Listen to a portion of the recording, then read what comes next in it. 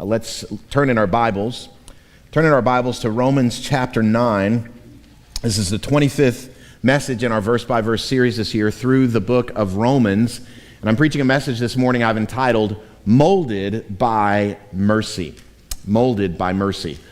There's an incredible but true story regarding a B-17 bomber pilot flying over Germany during World War II. The date was December 20th, 1943. The B-17 pilot was one Charles Brown, a 21-year-old West Virginia farm boy who was flying his very first combat mission during the war. His bomber was shot to pieces by swarming fighters. Further, his crew was badly injured. His tail gunner was killed, rendering the plane defenseless from would-be fighters from the Nazis. As he is flying, he glances out his window of his cockpit and he froze. His co-pilot also saw the same image, and the image was this: a gray German Messerschmitt fighter 3 feet from their wingtip. The fighter was hovering there, and as the fighter closed in on the crippled American bomber, he was setting up for the kill. As Brown made eye contact with the German fighter pilot, something remarkable happened. The fighter pilot took his hand off the trigger. He gives a nod to Brown, and then he went in formation to escort the bomber back to its Allied base. What makes this event all the more remarkable is the fighter pilot was one named Franz Stiegler. Franz Stiegler was an ace, an experienced killer in the skies. And at this point in World War II, he only needed one more kill to be awarded the Knight's Cross, which was Germany's highest medal for valor. But Stiegler had a greater motivation that day. You see, when he saw the B-17 bomber and he realized that it was definitely going to go down, his motivation to kill it was also from one of revenge. You see, Stiegler had a brother who earlier in the war, also a pilot, was shot down and killed. And one of the motivations for him was every kill he made was an act of revenge for his killed brother. But when he saw this bomber, the crew members just tending to their wounded, no capacity to defend itself, something compelled him. And he had the thought, if I shoot down this bomber, it will not be an act of warfare, but an act of murder. They're defenseless. And in spite of the fact that if his actions were discovered by his commanding officers, it would be seen as a treasonous act and he could be killed, instead he escorted this badly damaged bomber over the North Sea so they could fly to safety. As he peeled away, Franz Stiegler saluted Charles Brown. You know what that is? That's an act of mercy. That's an act of mercy. Stiegler didn't owe Brown mercy. In fact, that display of mercy was at a potential personal cost to himself. He had killed many others in the war, and he would go on to kill more. But on that day, to Charles Brown and his crew, he showed mercy. Well, mercy is the subject matter of our passage today and the message today. So look with me in your Bible or the outline I've provided as I read Romans 9. We're going to look at verses 19 through 29. This is the God-breathed word of the Lord. You will say to me then, why does he, God, still find fault? For who can resist his will? But who are you, O man, to answer back to God? Will what is molded say to its molder, why have you made me like this? Has the potter no right over the clay to make out of the same lump one vessel for honorable use and another for dishonorable use? What if God, desiring to show his wrath and to make known his power, has endured with much patience vessels of wrath prepared for destruction, in order to make known the riches of his glory for vessels of mercy, which he has prepared beforehand for glory, even us, whom he has called, not from the Jews only, but also from the Gentiles. As indeed he says in Hosea, those who were not my people I will call my people, and her who was not beloved I will call beloved. And in the very place where it was said to them, you are not my people, there they will be called sons of the living God. And Isaiah cries out concerning Israel, though the number of the sons of Israel be as the sand of the sea, only a remnant of them will be saved. For the Lord will carry out his sentence upon the earth fully and without delay. And as Isaiah predicted, if the Lord of hosts had not left us offspring, we would have been like Sodom and become like Gomorrah. This is the word of the Lord. Now, I've mentioned a couple times already in this chapter 9, as we've gone through it, that what Paul is using in this chapter is a rhetorical device known as a diatribe. A diatribe. I've explained what a diatribe is before, but I want to just give you another definition for it. A diatribe is, quote, a rhetorical tool where the author or speaker has an imaginary debate with an imaginary opponent for the purpose of making his necessary points clear. And so that's what's happening in this chapter. There's a diatribe where Paul is voicing the concerns, the questions, the criticisms of his imaginary opponent, and then he answers those criticisms and those concerns. So let's quickly review the diatribe here in chapter 9. The question at the very beginning of the chapter is this: why are there so many Jews, ethnic Israel, who have not believed in Jesus? Jesus is the Messiah. We believe that. We know that. These are Roman Christians who have accepted Christ. Well, why are so many Jews resisting Christ? Why are they unsaved? And so he begins to make some points about God's purposes. And the question that's raised is this: well, if so many Jews are not Christians and Jesus is the King of the Jews, well then, here's the criticism: God's word must have failed. God's promises to Israel must have failed. And Paul says, by no means, God forbid. His word has not failed, but God's word accomplishes everything for which he intended it when he sent it out. The deal is, the reality was true in Paul's day in AD 58 when the book of Romans was written, and it's true in our day. Most Jews reject Jesus as their Messiah. They reject him.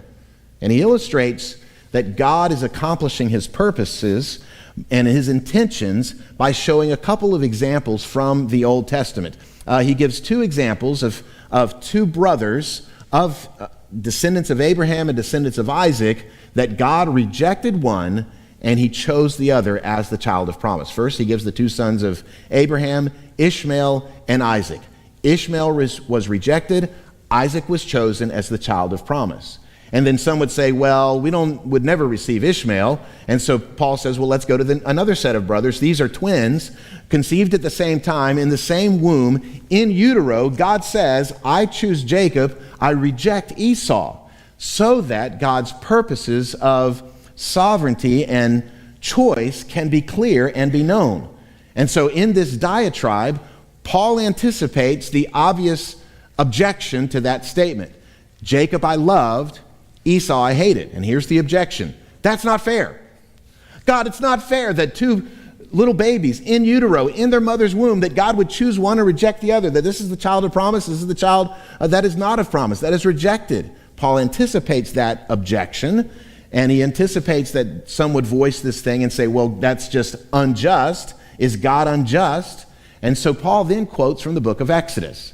And he talks about how that in God's sovereign purposes, he is free to have mercy on whom he wants to have mercy, and he is free in his sovereign choice to harden those whom he wants to harden for his own glory, for the purpose of proclaiming his name in all the earth. Now, one verse from last week, which will inform what we just read for this week, is verse 16. Look at verse 16 of the previous section.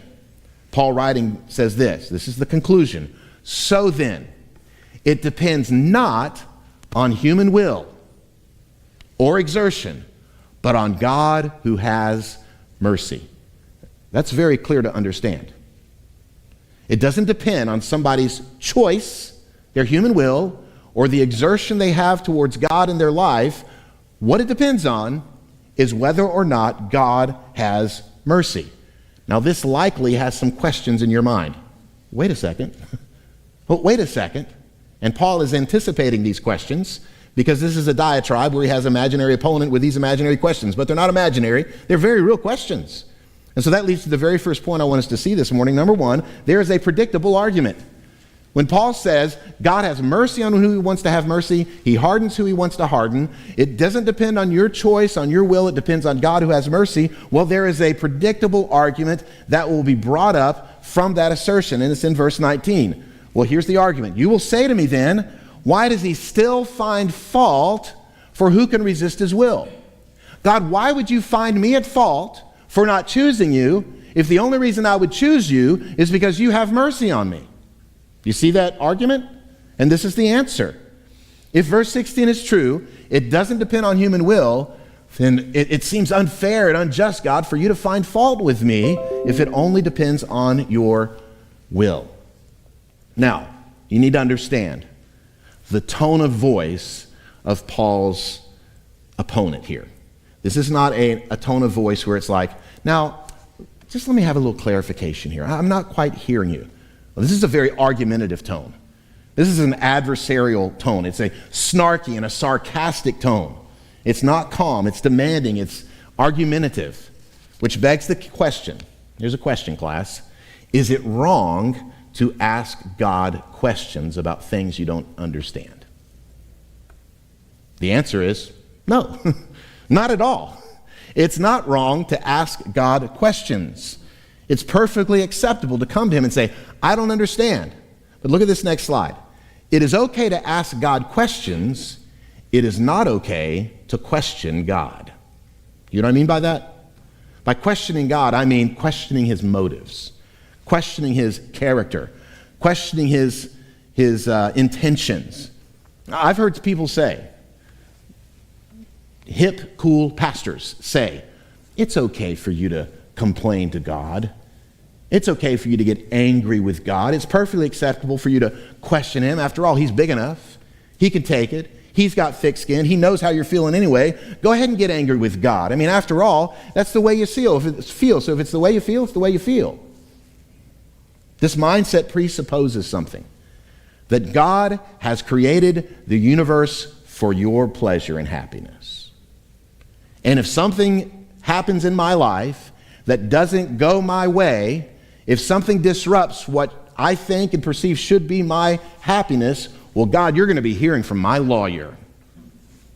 This is not the contract we arranged. This is a breach of contract. I've been told, God, that I'm supposed to expect you to do things for me. This is crazy. This is unfounded. This is dangerous and not good advice for you to lodge complaints against God. And I said, I think I'm interpreting this right as far as the tone of voice of Paul's opponent here because of this next point, and that is number 2, he gives a pointed admonishment. To this questioning of God, well, why does he find us at fault then? For who can resist his will? It's not the question, it's the tone of the question. And Paul gives this rebuke, this forceful correction to Mr. Complainer. Notice what he says in verse 20. But who are you, O man, to answer back to God? Will what is molded say to its molder, why have you made me like this? I want you to circle those 2 words, O man. Because Paul wants to draw this clear distinction. You're a human. You are not in a position to question and complain to God about your situation. By stressing this, Paul is saying, you must have forgotten who you are. Which again is why I'm so thankful we just sang Revelation song. That we sing with the angels who have been declaring for all of created history, holy, holy, holy is the Lord God Almighty. We are nowhere in that category. And Paul is saying, who are you, O man? Reminded me this week of what my mom said to me a couple times when I was disrespectful to her. Boy, you've gotten too big for your britches. I didn't quite understand what that meant. They fit just fine, Mom. It means I was getting ahead, too big, right? I thought I was in control of the situation. You've probably seen things like this as I have. You'd be in a restaurant or in a grocery store, and a toddler who can't even control his bowels is controlling his mother. Too big for his britches. Paul says, who do you think you are? God is not manning the concierge desk where you come and lodge your complaints. He's the ruler of the universe. He's God Almighty. He's the one who designed the universe and spoke it into existence. In fact, I want you to notice how Psalm 50 puts it. This is God as the speaker. Notice what God says. These things you have done, and I've been silent. You thought that I was one like yourself. But now I rebuke you and lay the charge before you. Mark this then, you who forget God, lest I tear you apart and there be none to deliver you. God is not like us. The very one that we complain against, when we complain against God, he put the air in our lungs to voice those complaints. Who are you, O man, to answer back to God? We see this all through the book of Job. In the book of Job, the book begins with some divine providences. This is under the sovereign control and lordship of God. Some very, very, very devastating bad things happen to Job. And Job spends the better part of 35 chapters explaining himself and his situation and defending himself to his friends. And finally, when you get to chapter 38, God decides to talk, and God says, Job, I think we need to have a little talk. Notice chapter 38, verses 1 through 5. Then, finally, after 35 chapters of Job defending himself, then the Lord answered Job out of the whirlwind and said, who is this that darkens counsel by words without knowledge? Dress for action like a man. I will question you, and you make it known to me. Where were you when I laid the foundation of the earth? Tell me, if you have understanding. Who determined its measurements? Surely you know. I mean, Job, you seem to imply that you have answers to all of the world's questions. You seem to know why I do what I do and what my motives are, what my purposes are. You know my prerogatives. You know my means, Mr. Know-it-all. So, Mr. Know-it-all, here's a few basic questions. How did I create the universe? How did I found it? How did I measure it? Oh, you don't know the answer to those questions. And then, for the next 2 chapters, God begins to beautifully hammer Job with all of the creation that he has made until you get to chapter 40, and God asks Job one more question in chapter 40, verse 1. And the Lord said to Job, shall a fault finder contend with the Almighty? The obvious answer to that is no. Do not find fault with God. Do not blame him or accuse him. And this is the tone we have here. This is just simply a rephrasing of what Paul said. Who are you, O man, to answer back to God? That's the rebuke. That's the admonition that Paul brings here. And so I would just ask a question. Do you find yourself complaining to God? It's okay to ask God questions. God, I don't get it. God, I don't understand. I don't see the path here. I need insight. I need grace. I need mercy. That's okay to ask God questions. What is not okay is to question God. God has the freedom to do what he determines to do according to his own pleasure for his own glory. And Paul says here what he wants to say because he wants to drive home the point of the massive disparity between the creature and the creator, between man and God. And he drives home this massive disparity with this very next thing. Number 3, a powerful analogy. Paul will now give an analogy to prove the disparity between man and God. And he does this through the analogy of the potter and the clay. Listen as I read again from the middle of verse 20 through verse 21. Will what is molded say to its molder, why have you made me like this? Has the potter no right over the clay to make out of the same lump one vessel for honorable use and another for dishonorable use? So picture this analogy that Paul's painting here. There is a potter, and he has a lump of clay on the wheel. It's just a random lump of clay. And simple question, does a potter have the right to make out of that lump of clay whatever he wants? Yeah, obviously. He's the potter. That's just the clay. Of course he does. He doesn't have a conversation with the clay. He doesn't come into his studio and say, Mr. Lump of Clay, what would you like to be today? Now, some potters who are a little off, and I know some potters, they're a little off, they might do that. But ultimately, it's an inanimate object. The potter determines what the clay is going to become. And here's what's even more ridiculous, what Paul suggests. It's absurd that the potter comes into his studio, he puts a lump of clay on the wheel, and then the clay starts to talk to him. I mean, imagine this. The potter gets an order for two vessels. Here are the two vessels. An ornate fruit bowl and a chamber pot. 98% of you don't know what a chamber pot is because it's from a bygone era. A chamber pot, I'll show you, goes into a chamber pot chair. Now you can see what a chamber pot is. It's a toilet. And the order comes in for a beautiful ornate fruit bowl or for a chamber pot. And the clay begins to say, hey, whatever you do, Mr. Potter, do not make me a chamber pot. I want to be the beautiful fruit bowl. You can't make me into a chamber pot. I don't want to be a toilet.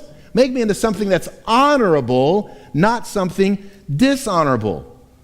This is obviously absurd. The clay has no right to tell the potter what the potter's going to make out of it. Now, several times in the Old Testament, God depicts himself as a potter and depicts his people as the clay. I want you to show you a few of them. Look at these examples. Isaiah 29:16. Shall the potter be regarded as the clay, that the thing made should say to its maker, he did not make me? Or the thing formed say of him who formed it, he has no understanding? Here's another one, Isaiah 45:9. Woe to him who strives with him who formed him, a pot among earthen pots. Does the clay say to him who forms it, what are you making? Or your work has no handles? I wanted handles, potter. You didn't give me any handles. No, this is absurd. Look at Jeremiah 18, verse 6. O house of Israel, can I not do with you as this potter has done, declares the Lord? Behold, like the clay in the potter's hands, so are you in my hand, O house of Israel. So Paul reaches back to the Old Testament. He grabs this analogy that's been used multiple times of a potter and the clay, and he brings it forward. And the Jews who were part of the Church of Israel or of Rome, they would have recognized this reference. They would have understood the concepts of a potter and a clay. And the fundamental truth is this: the potter is free to make out of the clay absolutely whatever he wants to make out of the clay. The clay has no voice in the situation. Now, perhaps some people struggle with this notion of God's absolute sovereignty because they view the lump of clay as being morally neutral. It is not.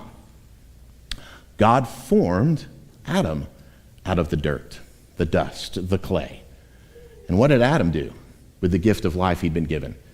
He forsook God and he sinned against the law of God. And every single one of us, by our own willful actions, every time we sin, we are applauding Adam's choice. That's exactly what I would have done.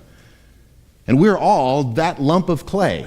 The lump of clay is not morally neutral. It is morally sinful. It is fallen clay. And God, in mercy, can take that sinful lump of clay and he can mold it into something of honorable use. That's his prerogative. And we have no right to speak back to God and say, why have you formed me like this?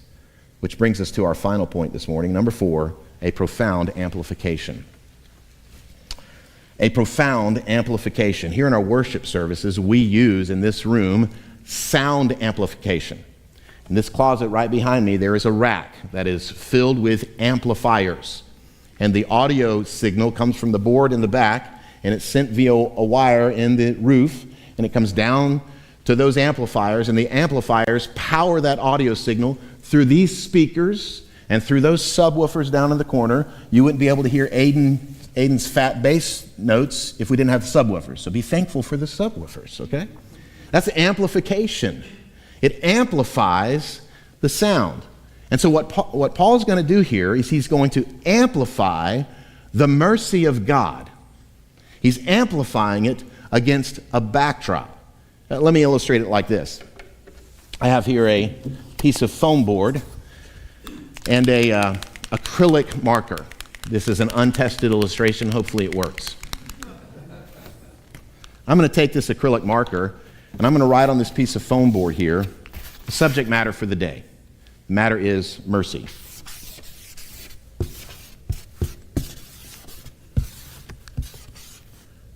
Can you see that? Barely? I mean, I can see it clearly because that's here, and I know my nasty handwriting, so I can read it, right? Let's try another foam board.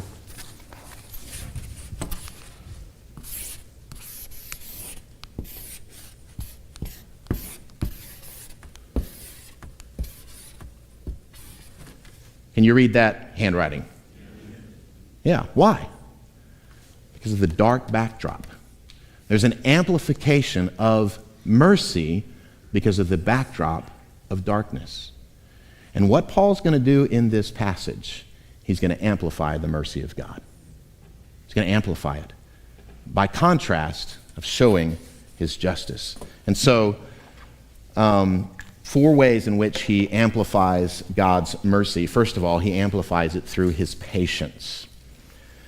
God is amplifying his mercy through his patience. And notice how he puts it in verses 22 and 23. What if God, desiring to show his wrath, that's justice, and make known his power, has endured with much patience vessels of wrath prepared for destruction, in order, here's the purpose behind it, to make known the riches of his glory for vessels of mercy, which he has prepared beforehand for glory.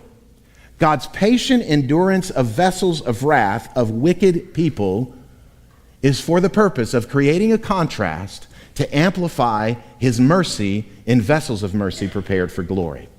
Now, let me put it like this. If there's a criminal who is guilty of the crime he's committed, and he's on trial, and his slick defense attorney has a conversation at the bar with, or at the bench with the judge and the prosecuting attorney, and he comes back to the table and tells the defendant, you're guilty, but guess what? I just got you off. I just got you off. Now that guilty criminal who's been found not guilty from some technicality or who knows what, he's not going to be thankful to the defense attorney if he doesn't understand the potential consequences that lay ahead of him. But if you understand the potential consequences and you get found not guilty for a crime you're guilty of, well, your gratitude and your thankfulness is going to be off the charts. Follow the concept? That's what Paul's doing here. If you understand the guilt of vessels of wrath, and the wrath they will experience because they deserve it for all of eternity in hell, eternal conscious torment, and you've been shown mercy, your gratitude and your thankfulness will be off the charts.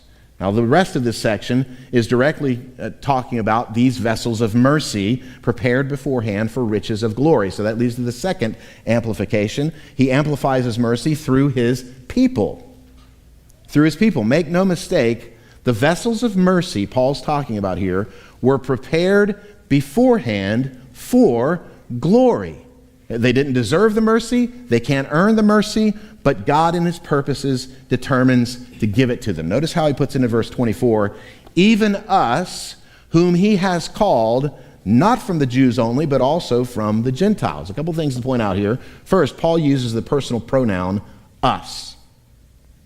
These vessels of mercy, he says, I'm included. I'm one of the vessels of mercy. Now, Paul is the greatest Christian who ever lived. He's the greatest missionary who ever lived. But all of the work, all of the exertion Paul put out, it did not amount to one scintilla of earning of the mercy of God. He said, we are all instruments of his mercy. We've received his mercy, us whom he has called. Called. This is the effectual call. This harkens back to the end of Romans chapter 8. Those whom he foreknew, he also predestined. Those whom he predestined, he also called. Those whom he called, he justified. Those whom he justified, he also glorified. That's known as the golden chain of salvation. The word called, C-A-L-L-E-D, is an irreducible link in the chain of salvation. There is a foreknowledge, there is a predestination, there is a calling, an effectual calling of God. And this is what Paul's saying here, is that us, we have been called.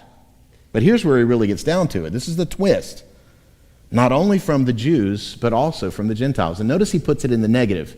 Not only from the Jews. Why is that the case? Because the Jewish mindset was, we're the called. We're the chosen people of God. Nobody else is the chosen people. Only the Jews are the chosen people. And Paul says, excuse me, to us, the called, the chosen of God, not only from the Jews, but also from the Gentiles. And the reality is this was God's intention all along. God had always intended to include Gentiles in his extravagant mercy and salvation, which leads to the next thing. This is his purpose. Through his purpose, God had a purpose from the very beginning to include Gentiles into these vessels of mercy, his chosen, called race of people. And to prove his point, Paul's going to go back to the Old Testament again. He's been quoting the Old Testament this whole chapter again and again. Exodus, Isaiah, and now he's going to quote from, curiously, the book of Hosea. Now, if you're not familiar with the story of Hosea, here it is in a nutshell. God determined to illustrate to the people of Israel, through the prophet Hosea, an illustration of just how idolatrous the people of Israel had become. And so here's what he does. He illustrates their ongoing idolatry through the sin of adultery. So here's Hosea, minding his own business. God comes to him and says, hey, I want you to go marry this known prostitute. The known prostitute's name is Gomer. Gomer is a sinful woman. She is piling her sin up, piling it up. It's Gomer's pile.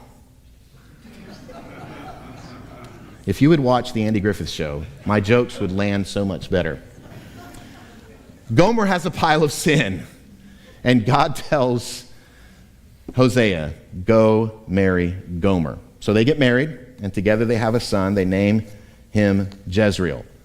Well, Gomer has 2 more children, and surprise, surprise, surprise. Sorry, I have to. They are children of adultery. She has 2 children, and they are given by Hosea very sad, strange names. Here's the children of Gomer, the second child born to her, child of adultery. He names Lo Ruhamah. And that name means no mercy. What does that mean?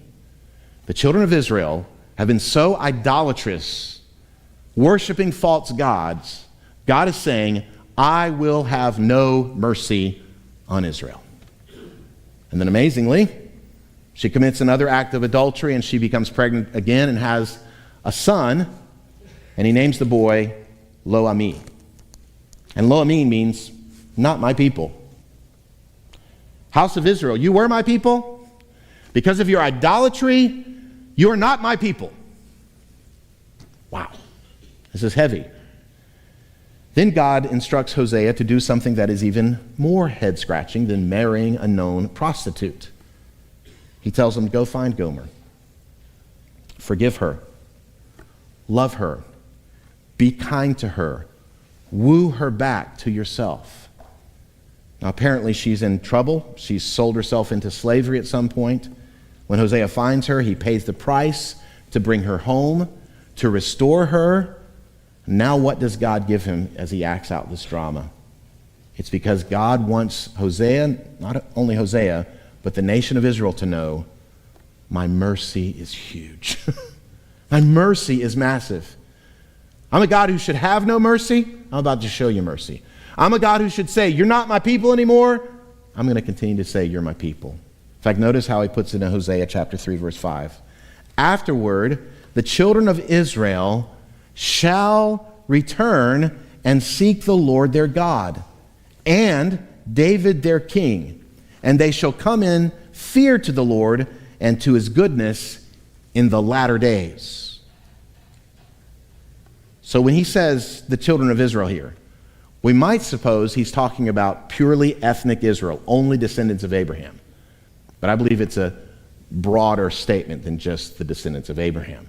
And the reason I say that is because God says they're going to come to David, their king. Now, David, the king of Israel, died 300 years earlier. He's dust and ashes. He doesn't exist anymore. So who's God talking about that this group of people in the latter days are going to come to their King David. Who would this be? The predicted son of David. We know as Jesus, the descendant of David, the king who's going to sit on David's throne for all of eternity. And in the latter days, God says there's going to be children who are going to come and who are going to worship the Lord. In fact, point being is this. Look at this next slide. The true Israel of God are those who will come to worship David's son. Now, I wanted to give you all that background and break it down for you because I want you to feel how mind-blowing this would be to the Jewish people, particularly the Jewish people in the church in Rome, which there were many. Wait a second, Paul. You're saying that the true Israel of God is made up of those not only Jews, but also Gentiles? And he quotes Hosea to prove his point. He's not the only one who does that. The Apostle Peter also quotes Hosea in 1 Peter chapter 2. He's writing to a Gentile audience. And notice what Peter says to a Gentile audience.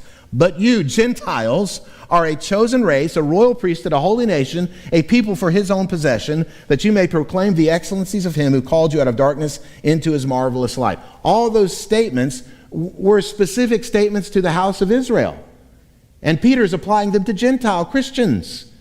And then he quotes Hosea. Once you were not a people, but now you are God's people. Once you had not received mercy, but now you have received mercy. Here's the basic principle. God is such a God of mercy that he invites people who are far away to come into his covenant of grace. Isn't this good news? That God invites everyone. That's why we're inviting people to VBS this week. Because God invites our neighbors to come into the covenant of grace, that he might lavish his mercy on them. His sovereign purpose is to save a people for himself from every tribe, from every language, from every nation, from every people group, from every tongue. That's who's going to be around the throne singing, holy, holy, holy. This is the people of God. But upon hearing this, some will go back to the original question at the beginning of this chapter. Okay, Paul, let's say we're with you and that the people of God is going to include all these Gentiles. The question still remains, why are there so few Jews who've received Jesus as Messiah? Why are there so few Jews who have come to believe in him? And that leads to the final thing, through a portion. God's mercy is amplified through a portion. The reality is, because of Israel's idolatry and their adultery with the world, none of them deserved mercy. But Paul once again quotes from the Old Testament, this time from the book of Isaiah. Look at verse 27. And Isaiah cries out concerning Israel, though the number of the sons of Israel be as the sand of the sea, only a remnant of them will be saved. A portion, a remnant. Abraham's descendants are incredibly numerous today in 2025. Millions of descendants of Abraham, as numerous as the sands of the sea. But only a portion of those ethnic Jews believe in Jesus. And the promise is there will be a small portion. They don't deserve it. The promise is there will be a remnant. Because if there wasn't, as Paul goes on to say in the rest of this section, quoting Isaiah, they'd be like Sodom and Gomorrah. What's Sodom and Gomorrah? 100% annihilation.